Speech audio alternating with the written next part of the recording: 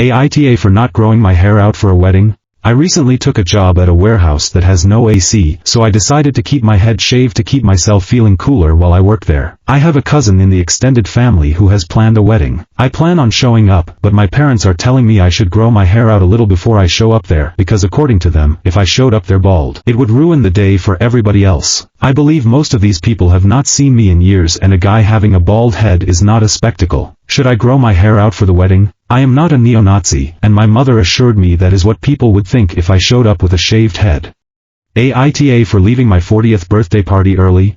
I wanted a small gathering of my closest friends for a 40th birthday party, and I had that as a separate event. But my mother decided she was going to pull out all the stops, have a massive family gathering, invite all of my coworkers over, and have a massive party for me, which I did not want. I am on the autism spectrum, and things like that make me feel overloaded very quickly. When the party started, my mother told me it was my job to greet everybody at the door and introduce everybody to everybody else, which ensured I had no time to rest whatsoever during the first couple of hours at the party. When I tried to take a breather, one of my aunts was always nagging me, telling me somebody new was at the door, so I kinda snapped at her and I told her I could see that. My mother then snapped at me and told me to apologize to my aunt, since my aunt was only trying to help. After a couple of hours of this, I unceremoniously left the party because I was on the verge of a meltdown. There were people at the party that I did not want being there, including my junkie stepbrother and the aforementioned narcissistic aunt. And there was a lot of noise, and there was just too large of a crowd, and I was very much overloaded. My mother then claimed that I was hurting her, since she just wanted to have a fun day, and I had to ruin it all for her. She was forcing me to be an extreme extrovert, but I really am not that kind of a person.